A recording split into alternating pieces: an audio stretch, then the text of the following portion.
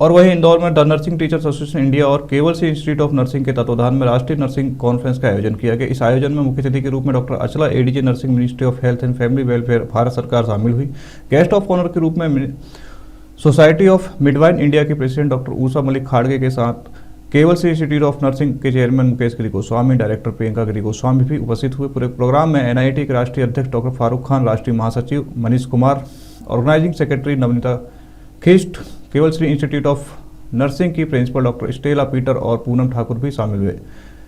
Conference के दौरान nursing के प्रोफेसर को बेहतर बनाने के लिए अतिथियों और प्रोफेसर्स ने अपने अपने उद्बोधन दिए। इस दौरान वर्ष 2024 के लिए चयनित नर्सिंग टीचर्स को पुरस्कार बेस्ट नर्सिंग शिक्षक के पुरस्कार से सम्मानित किया गया। पूरी खबर पर हमारे साथ डॉक्टर फारूक खान ग्वालियर से जुड़े हुए। डॉक्टर साहब, हमें ये बताएं कि ये जो कॉन्फ्रेंस आयोजित की गई थी नर्सिंग लेवल पर, जो इंदौर में आयोजित की गई थी, क्या इसका फायदा आने वाले टीचर्स को मिलेगा? क्या इसका फायदा जो स्टूडेंट्स को मिलेगा? चूंकि ये टीचर्स एसोसिएशन इंडिया की तरफ से, केवल से इंस्टीट्यूशंस की तरफ से आयोजित की गई थी और राष्ट्रीय लेवल की ये जो कॉन्फ्रेंस करी गई थी, राष्ट्रीय लेवल की नर्सिंग कॉन्फ्रेंस का जो आयोजन इंदौर में हुआ था, कितने लोगों ने इसमें पार्टिसिपेशन किया था, कितने लोग इसमें शामिल हुए थे, और क्या इसका फायदा स्टेट लेवल की टीम को या यूं कहीं राष्ट्रीय स्तर की जो टीम है उसको मिलेगा? आने वाले युवाओं को इसका क्या फायदा मिलने वाला है? नमस्कार शर्मा जी।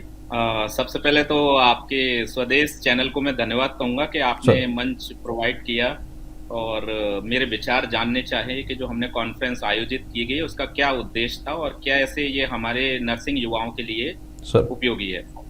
तो सबसे पहले तो मैं बताना चाहूंगा कि हमारे द नर्सिंग टीचर एसोसिएशन के बारे में। इसकी शुरुआत 2019 में इसकी स्थापना की गई और मुख्य उद्देश्य था कि हमारे नर्सिंग शिक्षक पूर्ण रूप से अपडेट रहें, क्योंकि नई नई रिसर्च हो रही है आए दिन, तो ऐसे ही नर्सिंग में रिसर्च हो रही है और इसके संदर्भ में नर्सिंग शिक्षक संघ का स्थापना की गई। हम हर साल कम से कम 2 से 3 कॉन्फ्रेंस, वर्कशॉप और हर महीने वेबिनार कराते हैं और उद्देश्य सिर्फ यही है कि देश के सभी नर्सिंग शिक्षक। अचला जो ADG nursing ministry of health and welfare society की एडीजी हैं डॉक्टर अचला, वो भी आपके इस खास प्रोग्राम में शामिल हुई थी। तो क्या ये फायदा जो है, ये कह सकते हैं कि नेशनल लेवल पे भी जो अपनी जो आवाज़ है, स्टेट लेवल की जो आवाज़ है या नर्सिंग इंस्टीट्यूशंस की जो आवाज़ है, वो नेशनल लेवल पे भी इस बार उठाने वाली है? जी शर्मा जी, बिल्कुल। हमारे नर्सिंग शिक्षक संघ का जो नर्सिंग टीचर एसोसिएशन का है, हमारा उद्देश्य लगभग यही है कि पूरे राष्ट्रीय स्तर पर हमारे नर्सिंग शिक्षकों को फायदा मिले, उनकी नॉलेज अपडेट हो, उनके नॉलेज शेयर हो। इसी के संदर्भ में हमने अब्रॉड में जो WCE है, वर्ल्ड कंटिन्यूइंग एजुकेशन अलायंस, जो लंदन में है, उससे हमारा कोलैबोरेशन हुआ है और खुशी की बात यह है कि हमारे सभी नर्सिंग शिक्षकों को वो free of cost study material provide करने के लिए तैयार है। हम ये देख पा रहे हैं डॉक्टर साहब कि इसमें नर्सिंग के प्रोफेशन को काफ़ी बेहतर बनाने के लिए कई सारे अतिथियों ने, जो प्रोफेसर थे, उन्होंने भी अपने उद्बोधन दिए, कई सारे लोगों ने भाषण दिए थे, कई सारे लोगों ने प्रैक्टिकल जो अपना अनुभव था वो जो है पूरी टीम के साथ एक साझा किया था। तो वो जो अनुभव था सर, किस प्रकार का जो है आने वाले युवाओं के लिए काम कर सकता है? क्योंकि लोगों को मन में ये रहता है कि हमें डॉक्टर बनना है, लेकिन नर्सिंग को लेकर लोगों में जो है अवेयरनेस नहीं है। और आज का जो युवा है, जिस प्रकार से हम देख पा रहे हैं कि युवा नर्सिंग में ज़्यादा इंटरेस्ट ले रहा है, लेकिन फिर भी जो जिस प्रकार से मध्य प्रदेश में एक नर्सिंग घोटाला हुआ था, उसके ऊपर आपके क्या विचार रहेंगे? हाँ बिल्कुल, आपने बहुत अच्छा जो प्रश्न किया है।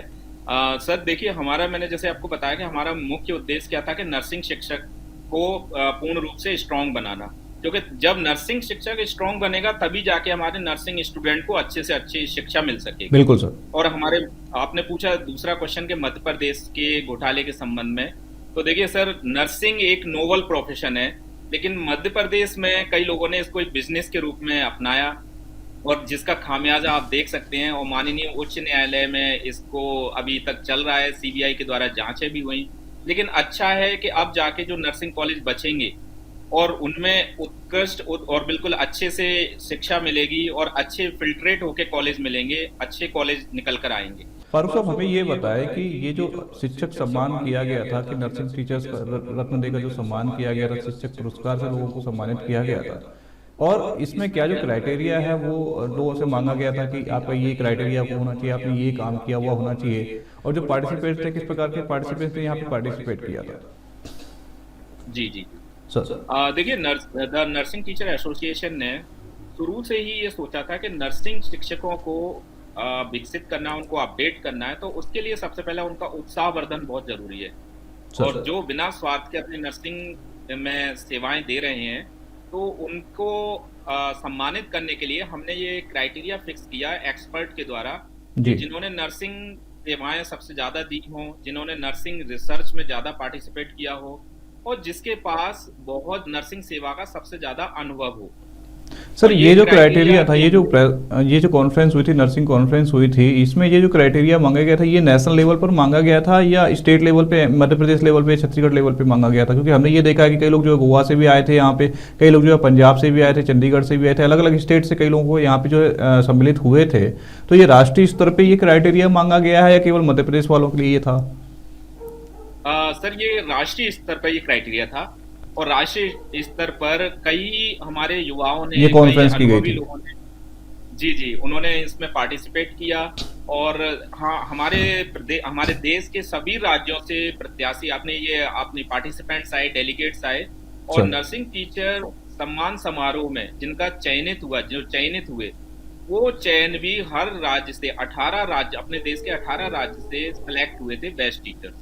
सर और जिसमें ये से हमारे, सर हम ये जी, जानना चाहते हैं कि 18 राज्यों से कुल कितने लोग थे जिन लोगों को आपने यहाँ पे जो सम्मेलन में हिस्सा लिया, और कितने लोगों ने यहाँ पे पार्टिसिपेट किया था? क्योंकि आप पता कह रहे हैं कि 18 राज्यों से लोग आए हुए थे, 18 राज्यों से लोगों को क्राइटेरिया दिया गया था जिन्होंने काफ़ी अच्छा काम किया है नर्सिंग में, उनको हमने सम्मानित किया था। तो टोटल कितने वो नर्सिंग के लोग थे जो यहाँ पे पार्टिसिपेट किए, और कितने लोग यहाँ पे शामिल हुए थे?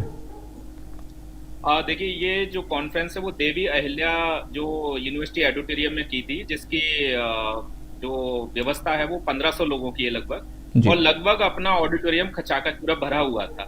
तो ये अनुमान लगाना कि कितने संख्या में आए, तो मेरे हिसाब से मतलब सही नहीं रहेगा कितना, लेकिन ज्यादा से इतना ये कहा जा खचाखच सकता है पूरा डॉक्टर साहब कि ऑडिटोरियम। पूरे आयोजन में लगभग 1500 से 2000 लोगों की उपस्थिति जो है इस बार राष्ट्रीय यस, स्तर पर जो है हुई थी। और ये जो राष्ट्रीय स्तर की जो नर्सिंग कॉन्फ्रेंस जो आयोजित की गई थी द नर्सिंग टीचर्स एसोसिएशन के द्वारा और केवल श्री इंस्टीट्यूट ऑफ नर्सिंग के द्वारा, ये काफ़ी एक सफल हुई और इससे लोगों को बहुत ज़्यादा जो है सीखने का मिला, एक नर्सिंग के क्षेत्र में बहुत अच्छा काम करने का मौका मिला। और नर्सिंग में कुछ बहुत सारी चीज़ें जो अपडेशन होने चाहिए थे, लोगों ने चूंकि अपने काफ़ी अच्छे अनुभव जो है यहाँ पर शेयर किए थे, अपने उद्बोधन में काफ़ी उन्होंने अपना प्रैक्टिकल अनुभव हो गया चाहे थ्योरिकल अनुभव हो गया, जो प्रॉब्लम्स आती हैं नर्सिंग के क्षेत्र में उसको लेकर उन्होंने अपनी जो एक एक्सपीरियंस जो है सबके साथ में शेयर किया था। जी जी, बिल्कुल। जो रिसोर्स पर्सन थे, जो स्पीकर्स थे, उसमें सुखपाल कौर मैडम आए थे, अपने पीजीआई चंडीगढ़ से, जो प्राचार्य हैं, प्रिंसिपल हैं। इसके बाद अलावा हमारे जो उषा खांडे मैडम हैं, जो सोमी की अध्यक्ष हैं, और विंसी मैम जो प्राचार्य हैं अपने Bombay college of nursing Indore से। ये मतलब इतने एक्सपर्ट ऐसे लोग हैं जिनको सर। नॉलेज का भंडार है, ज्ञान का भंडार नर्सिंग शिक्षा का।